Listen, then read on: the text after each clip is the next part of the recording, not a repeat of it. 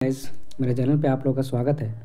आज हम लोग देखने वाले इस वीडियो में टॉप 200 मतलब 200 प्लस जीके का मोस्ट रिपीटेड क्वेश्चन, जो कि हर एग्जाम में बार बार ये रिपीट होने वाले क्वेश्चन है। वैसे क्वेश्चन को इसमें शामिल किया गया जो बार बार एग्जाम में किसी न किसी एग्जाम में बार बार पूछे जाने वाले प्रश्न है, चाहे रेलवे का एग्जाम हो, यूपीएससी, बीपीएससी या जितने भी स्टेट पीसीएस, या अभी एग्जाम होने वाला है बिहार का बीपीएससी टीआरई यानी बीपीएससी टीचर 4.0। ये सब एग्ज़ाम के लिए बहुत ही मुफीद होने वाला है, बहुत ही यूज़फुल होने वाला है। ये टॉप 200 प्लस क्वेश्चन है जो कि PYQ के फॉर्म में है, ठीक है। टॉप 200 प्लस जीके है जो कि मोस्ट रिपीटेड है। 200 प्लस लिखे यानी कि 200 से 250 या 300 के बीच में है। तो आइए हम लोग इसको स्टार्ट करते हैं। और जो लोग नए हैं वो लाइक और सब्सक्राइब कर दीजिएगा, ठीक है। और वीडियो आप लोग कैसा लगा ये कमेंट करके ज़रूर बताइएगा। तो आइए हम लोग शुरू करते हैं। फर्स्ट क्वेश्चन है, जीके का इंपॉर्टेंट क्वेश्चन है, ठीक है। फर्स्ट क्वेश्चन है, भारत का सिंह द्वार किसे कहा जाता है? तो कोलकाता को। भारत का सिंह द्वार किसे कहते हैं? तो कोलकाता को कहते हैं। भारत का धान का कटोरा किसे कहते हैं? तो छत्तीसगढ़ को। भारत का धान का कटोरा छत्तीसगढ़ को कहते हैं। पिंक सिटी के नाम से किसे जाना जाता है? पिंक सिटी के नाम से जयपुर को जाना जाता है। जयपुर किसकी राजधानी है? तो राजस्थान की राजधानी कहाँ है? जयपुर है। राजस्थान की राजधानी कहाँ है? जयपुर है। उसी को पिंक सिटी के नाम से जानते हैं, ठीक है।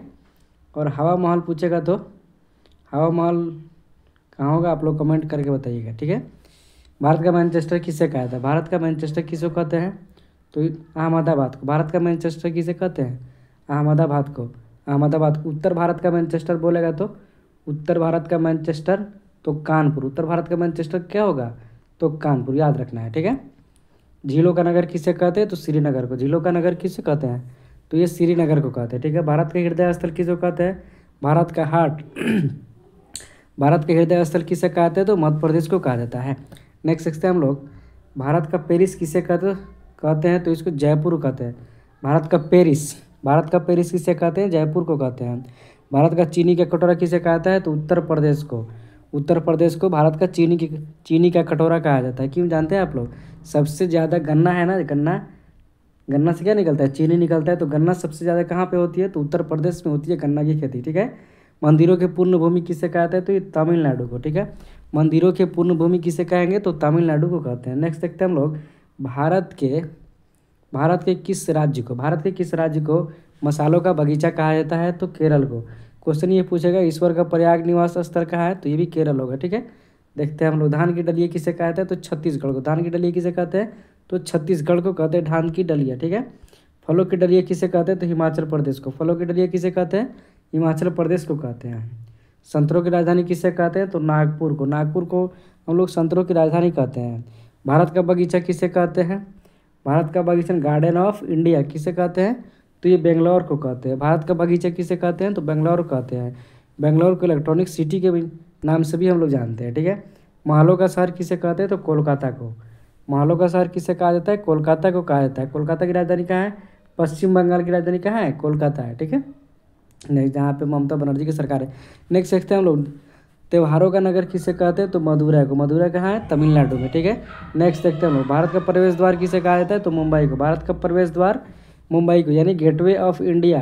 गेटवे ऑफ इंडिया कहाँ है? मुंबई में है। और इंडिया गेट पूछेगा तो नई दिल्ली में। नेक्स्ट देखते हैं हम लोग, मानव शरीर से जुड़े महत्वपूर्ण तथ्य हम लोग देखेंगे, जरूरी तथ्य, ठीक है।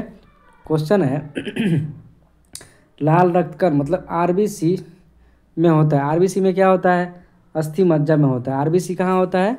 Red blood cell. आरबीसी का निर्माण होता है अस्थि मज्जा में। आरबीसी का जीवन काल होता है कितना? 120 डेज, ठीक है। 120 डेज होता है। लाल रक्तकण का जीवन कितना होता है? वही आरबीसी का 120 दिन, मतलब 3 × 4 कितने मंथ होता है?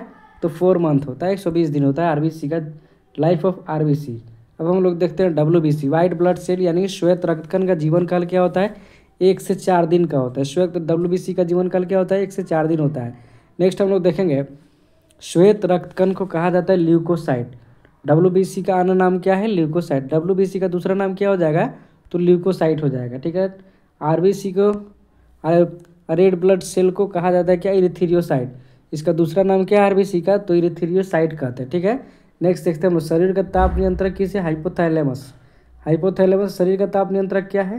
हाइपोथैलेमस। ये हम लोग के बॉडी के टेम्परेचर को कंट्रोल करता है। तो शरीर का ताप नियंत्रक क्या है? हाइपोथैलेमस। ठीक है। मनुष्य का सर्वदाता रक्त समूह क्या है? सर्वदाता मतलब डोनर। ओ निगेटिव को क्या कहते हैं? डोनर कहते हैं। ओ निगेटिव को क्या कहते हैं? डोनर। सबसे ज़्यादा डोनेट करता है कौन? ओ नेगेटिव वाला। ठीक है। अब अब सबसे ज़्यादा ये रिसिप्ट कौन करता है? मनुष्य की सर्वग्राही रक्त समूह मतलब यूनिवर्सल रिसेप्टर कौन है? तो ए बी है। ये कोई भी ब्लड है ना एक्सेप्ट कर लेता है, कोई भी ब्लड हो तो ये एक्सेप्ट कर लेता है ए बी। ठीक है। नेक्स्ट देखते हैं हम लोग, रक्तचाप ब्लड प्रेशर मापने की यंत्र को हम लोग क्या कहते हैं? तो स्फिग्नोमैनोमीटर कहते हैं। क्या कहते हैं उसको? स्फिग्नोमैनोमीटर कहते हैं। ठीक है। नेक्स्ट हम लोग देखते हैं ब्लड बैंक। ब्लड बैंक को कहते हैं क्या? स्प्लीन, प्लीहा, तिल्ली, इसी को कहा जाता है। ठीक है। नेक्स्ट देखते हैं हम लोग भोजन का पाचन कहाँ से शुरू होता है? तो मुख से, यानी कि मुंह से ही शुरू हो जाता है। नेक्स्ट हम लोग देखेंगे पचे हुए भोजन का अवशोषण कहाँ होता है? पचे हुए भोजन का अवशोषण तो ये छोटी आंत में होता है। ठीक है। नेक्स्ट हम लोग देखते हैं पित्त स्रावित होता है कहाँ? यकृत द्वारा। यकृत द्वारा क्या होता है? पित्त यानी बाइल का स्रावित होता है। विटामिन ए होता है कहाँ पर? विटामिन ए रहता है तो लीवर में हम लोग का रहता है, यकृत में। ठीक है। शरीर की सबसे बड़ी ग्रंथि कौन सी? लार्जेस्ट ग्लैंड अगर पूछेगा तो लीवर है, जो कि 1.5 kg का होता है। कितना kg का होता है? तो 1.5 kg का होता है, 1.5 kg। इसको याद रखना है। नेक्स्ट हम लोग देखते हैं क्वेश्चन, सबसे छोटी ग्रंथि मास्टर ग्रंथि। सबसे छोटी ग्रंथि कौन है? स्मॉल ग्लैंड मास्टर ग्रंथि। उसको अन्य नाम जानते हैं तो उसका नाम है पिट्यूटरी ग्रंथि। मास्टर ग्रंथि के नाम से किसको जानते हैं? तो पिट्यूटरी ग्रंथि को जानते हैं। मनुष्य में पसली और रिब्स की संख्या कितने होती है? पसली की संख्या, रिब्स की संख्या तो 12 जोड़ी होती है। मतलब 12 जोड़ी का मतलब है 24। नंबर में कितने हो जाएंगे? 24 रिब्स होते हैं, पसली होती है। ठीक है। नेक्स्ट देखते हैं हम लोग, शरीर में हड्डियों की संख्या कितनी होती है? तो 206। शरीर में हड्डियों की संख्या कितनी होती है? 206। लेकिन न्यू बॉर्न बेबी में, नवजात शिशु में कितना होता है? उसको इंग्लिश में न्यू बॉर्न बेबी कहते हैं, तो उसमें होता है 300। ठीक है। 300 होता है। लेकिन अगर ऐसे पूछेगा तो 206।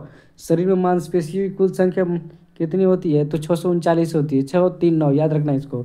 शरीर में मांसपेशियों की संख्या कितनी होती है? तो 639 होती है। इसको याद रखना है। नेक्स्ट देखते हैं हम लोग, लार में पाया जाने वाला एंजाइम क्या है? तो ये टाइलिन है, जो कि हम लोग का लार में पाया जाता है। ठीक है। लेट लाइपेज पहले स्ट्रिप्सिन। ठीक है। नेक्स्ट हम लोग देखते हैं लिंग का निर्धारण कहाँ से होता है? तो पुरुष के क्रोमोसोम पे, यानी पुरुष के क्रोमोसोम पे ही डिपेंड करता है कि कोई लड़का जन्म लेगा या लड़की। किस पे निर्धारण करता है? तो पुरुष के क्रोमोसोम पे निर्भर करता है। ठीक है। मनुष्य का हृदय होता है 4 कोष्ठी। मनुष्य के हार्ट कितने चैम्बर का होता है? तो 4 चैम्बर का होता है। ठीक है। मनुष्य का हृदय ह्यूमन हार्ट होता है 4 कोष्ठीय होता है। ठीक है। ध्यान देंगे शरीर में गुणसूत्रों की संख्या पाई जाती है तो 46 और पेयर में, जोड़ी में पूछेगा तो 23। जोड़ी में कितना, यानी कि पेयर में कितना होगा? तो 23। और नंबर में पूछेगा तो 46। नेक्स्ट हम लोग देखते हैं शरीर का सबसे बड़ा अंग कौन सा है? लार्जेस्ट ऑर्गन तो त्वचा है। ठीक है। त्वचा है। त्वचा का अध्ययन डर्मेटोलॉजिस्ट कहलाता है। ठीक है। शरीर की सबसे बड़ी कोशिका कौन सी है? तो ये तंत्रिका तंत्र है। शरीर की सबसे बड़ी कोशिका कौन सी है? तो तंत्रिका तंत्र है। इसको याद रखना है, जो कि ब्रेन में पाया जाता है। ठीक है। तंत्रिका तंत्र। नेक्स्ट हम लोग देखते हैं क्या, शरीर में अमीनो अम्ल की संख्या कितना है? अमीनो एसिड की संख्या तो 22 है। शरीर में अमीनो एसिड की संख्या कितनी है? तो ये 22 है। इसको याद रखना है। नेक्स्ट हम लोग देखेंगे, नेक्स्ट क्वेश्चन रहा आप लोगों के सामने ये, शरीर में प्रतिदिन मूत्र बनता है, यूरिन बनता है कितना? 1.5 लीटर का। ठीक है। 1.5 लीटर हमारे शरीर में क्या बनता है? प्रतिदिन यूरिन बनता है। मूत्र दुर्गंध देता है, क्योंकि यूरिया के कारण। किसके कारण बाबू? तो यूरिया के कारण हम लोग का मूत्र है ना, ये दुर्गंध देता है, बदबू आती है। तो मानव मूत्र का पीएच मान क्या होता है? तो 6 होता है, जो कि अम्लीय होता है। ठीक है। हम लोग जानते हैं पीएच स्केल जो कि जिसका कौन किया था? तो सोरेनसन ने किया था इसका आविष्कार पीएच स्केल का।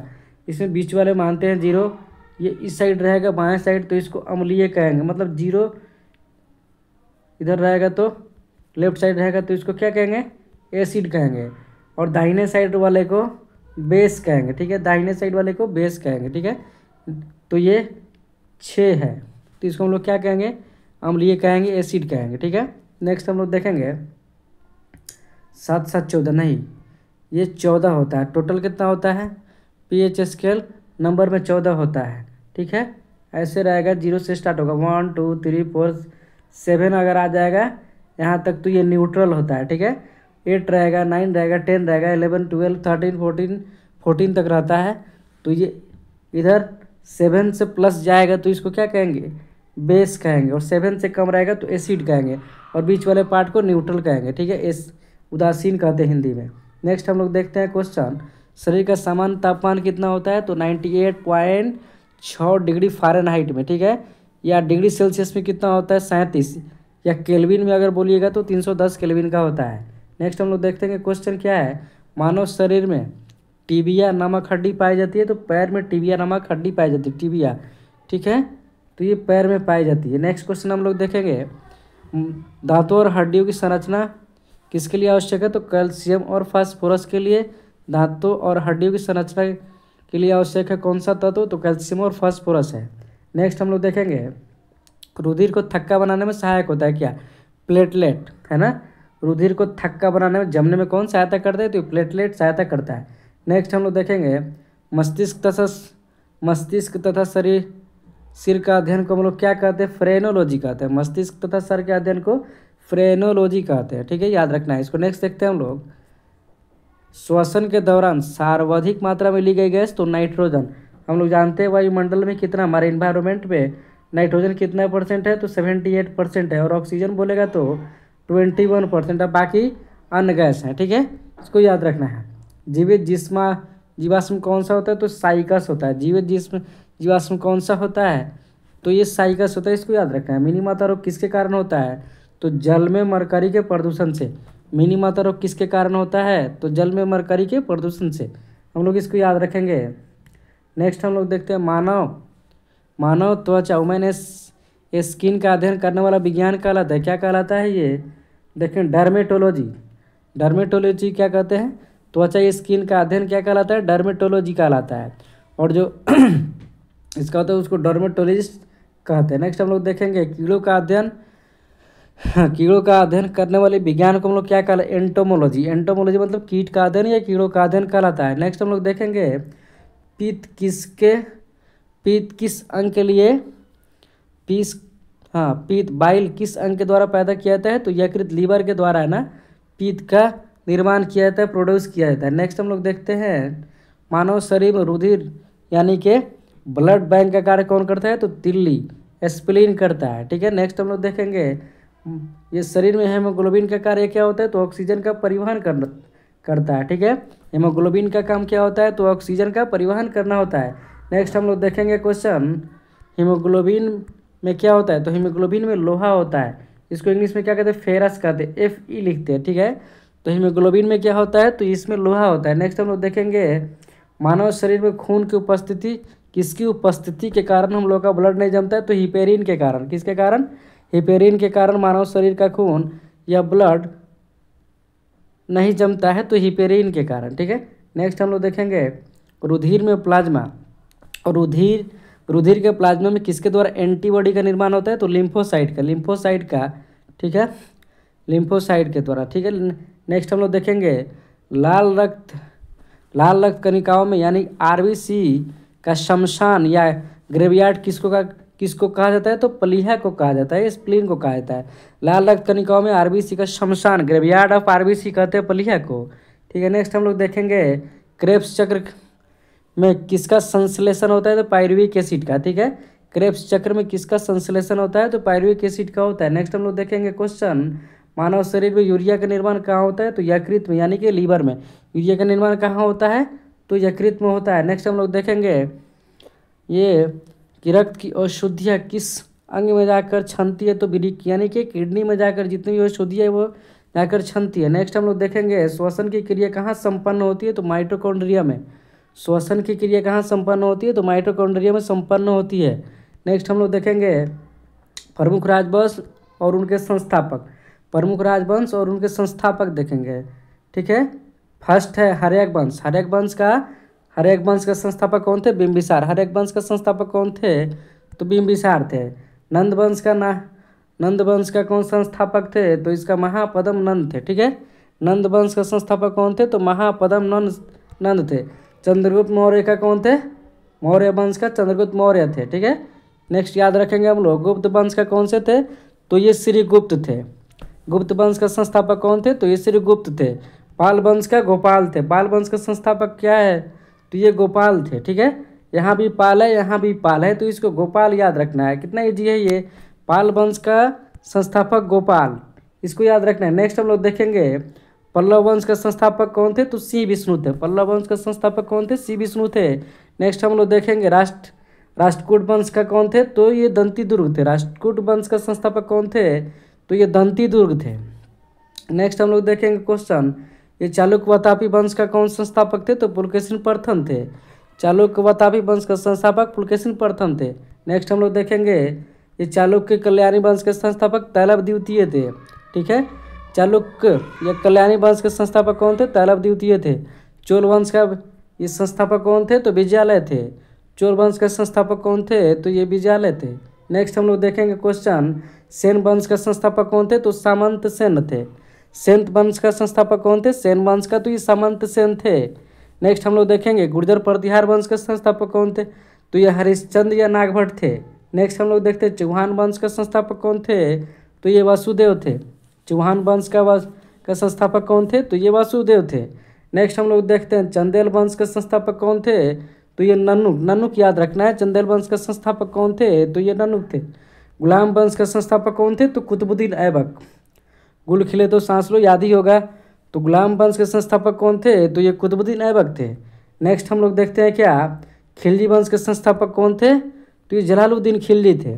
जलालुद्दीन फिरोज खिलजी। खिलजी वंश के संस्थापक कौन थे, तो ये जलालुद्दीन खिलजी फिरोज खिलजी थे। तुगलक वंश के संस्थापक कौन थे, तो ये गयासुद्दीन तुगलक थे। तुगलक वंश के संस्थापक कौन थे, तो ये गयासुद्दीन तुगलक थे। सैयद वंश के संस्थापक कौन थे, तो ये खिज्र खान थे। सैयद वंश के संस्थापक कौन थे, तो ये खिज्र खान थे। लोधी वंश के संस्थापक कौन थे, तो ये बहलोल लोधी या बकलोल लोधी थे। बकलोल लोधी नहीं कह सकते हैं। लोधी वंश के संस्थापक कौन थे, तो ये बहलोल लोधी थे। नेक्स्ट हम लोग देखते हैं विजयनगर साम्राज्य के स्थापक कौन थे। विजयनगर साम्राज्य के स्थापक तो ये हरिहर एवं बुक्का थे। विजयनगर साम्राज्य के स्थापक कौन थे, तो हरिहर एवं बुक्का थे। नेक्स्ट हम लोग देखते हैं बहमनी साम्राज्य के स्थापक कौन थे। बहमनी साम्राज्य के संस्थापक तो ये हसन गंगू थे। बहमनी साम्राज्य के संस्थापक कौन थे, तो ये हसन गंगू थे। मुगल वंश के संस्थापक कौन थे, तो ये बाबर थे। ठीक है, नेक्स्ट हम लोग देखेंगे इंडियन पॉलिटी का क्वेश्चन। इंडियन पॉलिटी का क्वेश्चन हम लोग देखने वाले हैं। ठीक है, आइए हम लोग शुरू करते हैं। 1935 के अधिनियम द्वारा स्थापित 1935 के अधिनियम द्वारा स्थापित संघ में अवशेष शक्तियों किसके द्वारा, गवर्नर जनरल के द्वारा। ठीक है, नेक्स्ट हम लोग देखेंगे क्वेश्चन, किस संवैधानिक अधिनियम में क्या है, ये अस्तित्व नहीं था, तो 1935। ठीक है, नेक्स्ट हम लोग देखेंगे, लगता है मिसप्रिंट क्वेश्चन है। नेक्स्ट हम लोग देखेंगे भारत में प्रांतीय स्वायत्तता का प्रवेश 1935 के भारत सरकार अधिनियम से हुआ। नेक्स्ट हम लोग देखते हैं क्या, भारत सरकार अधिनियम के अधीन एक संरक्षक न्यायालय का गठन किया जा सकता है, तो संघीय न्यायालय द्वारा। भारत सरकार अधिनियम के अधीन एक संरक्षक न्यायालय का गठन किया गया जो कहलाता था, तो संघीय न्यायालय। नेक्स्ट हम लोग देखेंगे क्वेश्चन, भारत सरकार अधिनियम 1935 के अंतर्गत, भारत सरकार अधिनियम 1935 के अंतर्गत कितने गवर्नर्स को प्रांत के मुख्य कमिश्नर के प्रांत मिलकर ब्रिटिश भारत का निर्माण करते हैं, तो 11 और 7। नेक्स्ट हम लोग देखेंगे क्या, ब्रिटिश संसद में भारतीय स्वतंत्रता अधिनियम पारित किया गया था। कब भारतीय स्वतंत्रता अधिनियम पारित किया गया था ब्रिटिश संसद में, कब, जुलाई 1947 में, जबकि आज़ादी मिला था हम लोग को 15 अगस्त 1947 को। ठीक है, इस बात को याद रखना है। नेक्स्ट हम लोग देखेंगे क्या, 1935 के अधिनियम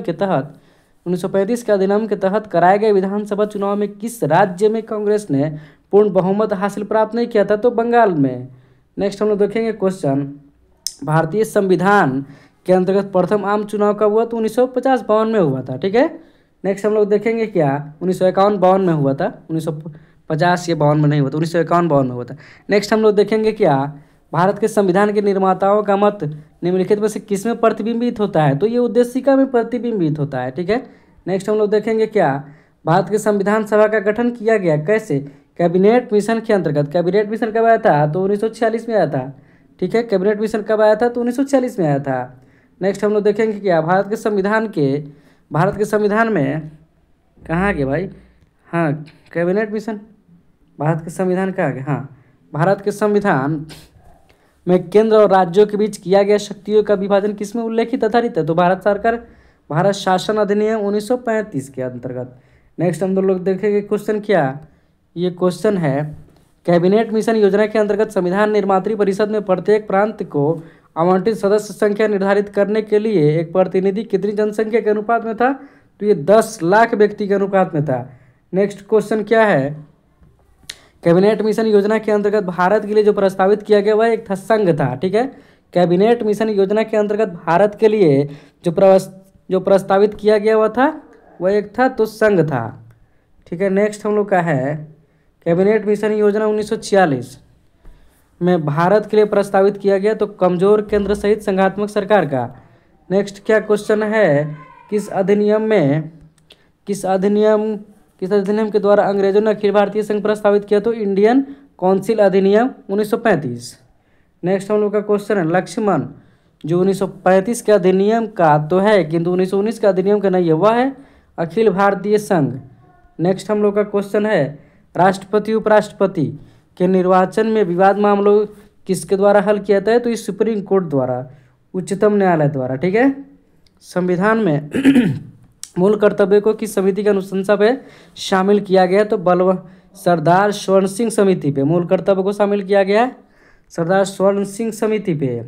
वित्त आयोग के गठन का प्रावधान किसमें है? वित्त आयोग का तो अनुच्छेद 280, ये बीपीएससी 2.0 का बीपीएससी टीआरई 2.0 का ये पूछा हुआ क्वेश्चन है। वित्त आयोग के गठन का प्रावधान किया गया तो अनुच्छेद 280 में है। अलीगढ़ किस उत्पाद के लिए मशहूर है? तो ताला बनाने के लिए। अलीगढ़ एमयू भी है अलीगढ़ में, अलीगढ़ मुस्लिम यूनिवर्सिटी कहाँ है? अलीगढ़ में है और ताला बनाने के लिए भी फेमस है। नेक्स्ट हम लोग देखेंगे क्वेश्चन क्या, भारतीय डीजल इंजन का विनिर्माण इकाई डीजल लोकोमोटिव वर्क कहाँ है? तो ये क्वेश्चन है वाराणसी में है। ठीक है, नेक्स्ट हम लोग देखेंगे बैसाखी त्यौहार किस धर्म के लोग मनाते हैं? तो ये सिख धर्म के लोग मनाते हैं। बैसाखी त्यौहार सिख धर्म के लोग मनाते हैं। शाहनामा किसकी कृति है? तो ये फिरदौसी की है। फिरदौसी सिख धर्म के संस्थापक, हाँ सिख धर्म के संस्थापक कौन थे? तो गुरु नानक, यहीं तक है। शाहनामा की कृति कौन सी है? तो फिरदौसी की। सिख धर्म के संस्थापक कौन है? तो ये गुरु नानक है, जो कि 1469 में उन्होंने किया था। ठीक है, भारत में सबसे पहले रेलगाड़ी कब चली थी? 16 अप्रैल 1853 को चली थी, मुंबई से थाने के बीच, जो कि 34 किलोमीटर के रेंज में चली थी। ठीक है, मुंबई से थाने के बीच पहली बार 16 अप्रैल 1853 को चला था। भारत में सबसे लंबी सड़क कौन सी है? GT road, grand trunk road है जीटी रोड। ठीक है, नेक्स्ट हम लोग देखते हैं क्या, भारत का कौन सा शहर गुलाबी नगरी के नाम से जाना जाता है? पिंक सिटी यानी कि जयपुर को जाना जाता है। इनकलाब जिंदाबाद का नारा किसने दिया था? तो सरदार भगत सिंह ने नारा दिया था। ठीक है, नेक्स्ट हम लोग देखते हैं भारत के संविधान बनाने के लिए गठित संविधान सभा के अध्यक्ष थे कौन? संविधान बनाने के लिए संविधान सभा के अध्यक्ष कौन थे? तो ये राजेंद्र प्रसाद थे। अस्थायी कौन थे? सच्चिदानंद सिन्हा थे। नेक्स्ट हम लोग देखेंगे अलीगढ़ किस उत्पाद के लिए मशहूर है? तो ये ताला बनाने के लिए मशहूर है। नेक्स्ट हम लोग देखेंगे ये भारतीय डीजल इंजन विनिर्माण की लोकोमोटिव कहाँ है डीजल इंजन बनाने की? तो ये वाराणसी है। नेक्स्ट हम लोग देखेंगे क्वेश्चन क्या, बैसाखी त्यौहार किस धर्म के लोग मनाते हैं? तो सिख धर्म के लोग बैसाखी का त्यौहार मनाते हैं। देखिए नेक्स्ट क्वेश्चन है, आरएफ का फुल फॉर्म क्या है? Railway reservation form. आरएफ का रेलवे रिजर्वेशन फॉर्म है। नेक्स्ट हम लोग देखते हैं भारत में भूमिगत रेल कहाँ चलती है? तो कोलकाता, दिल्ली और बेंगलुरु में चलती है। कोलकाता, दिल्ली और बेंगलुरु में चलती है भूमिगत रेल। नेक्स्ट देखते हैं भारत का सबसे व्यस्तम रेलवे स्टेशन कौन सा है? रेलवे स्टेशन तो ये लखनऊ का है। ठीक है, लखनऊ का सबसे व्यस्तम रेलवे स्टेशन है। मेट्रोमैन उपनाम से जाना जाता है किसको? तो ये श्रीधरन को जाना जाता है। मेट्रोमैन उपनाम से जाना जाता है किसको? तो ये श्रीधरन को जाना जाता है। रेलवे कोच फैक्ट्री RSF कहाँ स्थित है? तो ये कपूरथला में स्थित है। TTE का फुल फॉर्म क्या है? TTE का फुल फॉर्म क्या है देखते हैं हम लोग, ट्रेवलिंग टिकट एग्जामिनर। ठीक है, नेक्स्ट हम लोग देखते हैं इंडियन रेलवे का स्लोगन क्या है? तो life line of the nation. Indian railway का स्लोगन क्या है? तो ये life line of the nation है।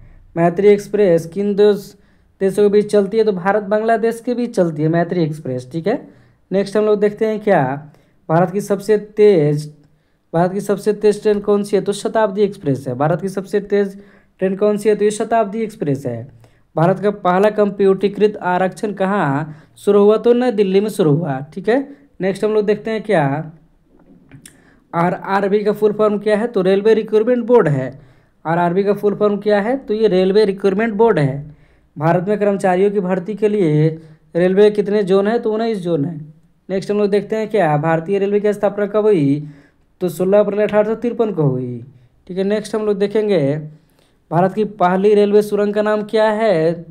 तो ये पैरासिक रेलवे है। भारत में रेलवे लाइन बिछाने का श्रेय किससे प्राप्त है? रेलवे लाइन का तो लॉर्ड डलहौजी है। इन्होंने ही पहली बार ट्रेन चलाया था। कब? 16 अप्रैल 1853 को मुंबई से थाने के बीच, जो कि 34 किलोमीटर के बीच में चला था। ठीक है, नेक्स्ट हम लोग देखेंगे क्या रेलवे बजट पेश करने वाला प्रथम भारतीय कौन थे? तो ये जॉन मथाई थे। रेलवे बजट पेश करने वाले प्रथम भारतीय कौन थे? तो ये जॉन मथाई थे। नेक्स्ट हम लोग देखेंगे डीजल लोकोमोटिव मोटराइजेशन वर्क कहाँ स्थित है? तो ये पटियाला पंजाब में है। नेक्स्ट हम लोग देखते हैं क्या भारत पाकिस्तान के बीच कौन सी ट्रेन चलती है? तो ये समझौता एक्सप्रेस व थार एक्सप्रेस चलती है, जो कि अब बंद कर दिया गया है। भारत के आज़ाद होने के बाद सबसे पहला रेल मंत्री कौन थे? तो जॉन मथाई थे। भारत के आज़ाद होने के बाद सबसे पहला रेल मंत्री कौन थे? तो जॉन मथाई थे। ठीक है, नेक्स्ट हम लोग देखते हैं क्या इंडियन रेलवे म्यूजियम कहाँ स्थित है? तो चाणक्यपुरी है, नई दिल्ली में। इंडियन रेलवे म्यूजियम कहाँ स्थित है? तो चाणक्यपुरी, नई दिल्ली में स्थित है। आरपीएफ का फुल फॉर्म क्या होता है? रेलवे प्रोटेक्शन फोर्स होता है। आरपीएफ का full form railway protection force होता है। नेक्स्ट हम लोग देखेंगे भारतीय रेलवे का राष्ट्रीयकरण कब हुआ? 1950 में हुआ था। भारतीय रेलवे का राष्ट्रीयकरण कब हुआ था? 1950 में हुआ था। भारत का सबसे बड़ा रेलवे प्लेटफॉर्म कहाँ स्थित है? गोरखपुर में, जो कि अब चेंज हो गया। ठीक है, पहले था। भारत की पहली महिला रेल मंत्री कौन है? तो ये ममता बनर्जी है, जो कि अब पश्चिम बंगाल की मुख्यमंत्री बनी हुई है प्रेजेंट में। ठीक है, रेलवे मैनेजमेंट गुरु के नाम से जाना जाता है किनको? तो लालू प्रसाद यादव को, जो कि बिहार से थे। इंडियन रेलवे का विश्व में कौन सा स्थान है? तो इंडियन रेलवे का विश्व में दूसरा स्थान है। नेक्स्ट देखते हैं हम लोग क्या भारतीय रेलवे में कितने जोन है? तो 17 जोन है, जो कि अब 19 जोन हो गया है। जय जवान जय किसान का नारा किसने दिया? तो लाल बहादुर शास्त्री ने दिया। जय जवान जय किसान का नारा किसने दिया? तो लाल बहादुर शास्त्री ने दिया। नेक्स्ट देखते हैं हम लोग क्या बौद्ध गया किस धर्म में? तो बौद्ध धर्म। बौद्ध गया बौद्ध धर्म के है। सिख धर्म के संस्थापक कौन थे? गुरु नानक। अब हम लोग देखते हैं विटामिन और उनके रासायनिक नाम, विटामिन और उनके केमिकल नाम। विटामिन ए का केमिकल नेम क्या है? रासायनिक नाम रेटिनॉल। विटामिन ए का उनका है विटामिन ए का रेटिनॉल। इसकी कमी से होता है रतौंधी। विटामिन ए की कमी से क्या होता है? रतौंधी। इसका स्रोत क्या क्या है? गाजर खाना चाहिए, दूध पीना चाहिए, अंडा खाना चाहिए उबाला हुआ, और फल खाना चाहिए। ठीक है, नेक्स्ट हम लोग देखते हैं विटामिन B1 का केमिकल नेम क्या है? थायमिन। इससे बेरी बेरी होता है, जो कि अब नहीं होता है, पहले हाथों में होता था। इसका स्रोत क्या है? मूंगफली, आलू, सब्जियां खाना चाहिए। नेक्स्ट हम लोग देखेंगे क्या विटामिन B2 का रासायनिक नाम, केमिकल नेम क्या है? राइबोफ्लोविन है। इसकी कमी से क्या होता है? त्वचा फटना, आँख का रोग होता है। इसमें अंडा खाना चाहिए, उसमें दूध और हरी सब्जी खाना चाहिए। नेक्स्ट हम लोग देखते हैं क्या विटामिन B3 का रासायनिक नाम क्या है? पेंटोथोनिक एसिड। इसकी कमी से पैरों में जलन होता है, बाल सफ़ेद हो जाता है। इस बीमारी को दूर करने के लिए खाना चाहिए हम लोग को स्रोत में मांस खाना चाहिए, दूध खाना चाहिए, और टमाटर और मूंगफली खाना चाहिए। नेक्स्ट हम लोग देखते हैं विटामिन B5 का रासायनिक नाम है निकोटीन या नियोसिन। इसकी कमी से कौन सा रोग होता है? तो ये मासिक रोग होता है, पेलाग्रा। ठीक है, इसमें मांस खाना चाहिए, मूंगफली और आलू खाना चाहिए। नेक्स्ट हम लोग देखते हैं विटामिन B6 का, इसका रासायनिक नाम है पायरोडॉक्सिन। क्या है? पायरोडॉक्सिन इसका नाम है, पायरोडॉक्सिन इसका नाम है विटामिन B6 का। इसकी कमी से रोग होता है एनीमिया, त्वचा का रोग होता है। एनीमिया मतलब खून की कमी। ये इसको दूर करने के लिए क्या क्या खाना चाहिए? तो दूध पीना चाहिए, मांस खाना चाहिए, और हरी सब्जी खानी चाहिए। विटामिन H या विटामिन B7 इसका रासायनिक नाम क्या है? तो बायोटीन है। इसकी कमी से होता है बालों का गिरना और चर्म रोग होता है।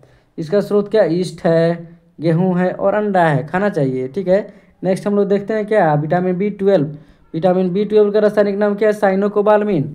इसकी कमी से रोग होता है एनीमिया या पांडु रोग होता है। इसकी कमी से क्या होता है? एनीमिया या पांडु रोग मतलब खून की कमी। इसको दूर करने के लिए खाना चाहिए मांस, कलेजी और दूध पीना चाहिए। नेक्स्ट हम लोग देखते हैं क्या विटामिन C। इसका रासायनिक नाम स्कॉर्बिक एसिड है। इसकी कमी से कौन कौन रोग होते हैं? तो स्कर्वी होते हैं, मसूड़ों का फूलना या मसूड़ों से खून निकलना होता है। ठीक है, इसको दूर करने के लिए आंवला खाना चाहिए, नींबू खाना चाहिए, संतरा और नारंगी खाना चाहिए। नेक्स्ट हम लोग देखते हैं विटामिन D का रासायनिक नाम क्या है? तो ये कल्सीफेरॉल है। इसके कमी से कौन सा रोग होता है? तो रिकेट्स होता है। इसका स्रोत क्या है? सूर्य का प्रकाश, दूध और अंडा खाना चाहिए। विटामिन डी का विटामिन ए को विटामिन ई का रासायनिक नाम क्या है? टेकोफेरॉल। इसको ब्यूटी विटामिन भी कहते हैं। विटामिन ई को क्या कहते हैं? ब्यूटी विटामिन भी कहते हैं। इसका रासायनिक नाम क्या है? तो टेकोफेरॉल है। इसी को क्या कहते हैं? ब्यूटी विटामिन भी कहते हैं। इसकी कमी से क्या होता है? तो जनन शक्ति कम हो जाती है। इसमें क्या खाना चाहिए? हरी सब्जी। इसको दूर करने का हरी सब्जी, मक्खन और दूध पीनी चाहिए। विटामिन के बारे में हम लोग जानते हैं। विटामिन के का रासायनिक नाम क्या है? फिलोक्विनिन। विटामिन के का रासायनिक नाम क्या है? फिलोक्विनिन। इसके कमी से होता है रक्त का थक्का न बनना। रक्त का थक्का नहीं बनता है इसकी कमी से। इसको दूर करने के लिए टमाटर खाना चाहिए, हरी सब्जी और दूध पीना चाहिए। तो आज के लिए इतना ही, ठीक है। यहाँ तक हम लोग पढ़ लिए, लगभग 300 प्लस क्वेश्चन इसमें था। तो अगर आप लोगों को वीडियो पसंद आया तो आप लोग लाइक और कमेंट और सब्सक्राइब कीजिएगा, और कमेंट जरूर कीजिएगा ये वीडियो कैसा लगा। और आप लोग अगर ये PDF चाहते हैं तो इस नंबर पे मैसेज कीजिएगा, व्हाट्सएप कीजिएगा 92 792 96 200 पे। आप लोगों को PDF भेज दिया जाएगा। और कमेंट में ज़रूर बताइएगा वीडियो कैसा लगा। तब तक के लिए इतना ही, फिर मिलेंगे हम लोग नए वीडियो में नए जुनून और नए जोश के साथ। तब तक के लिए इतना ही।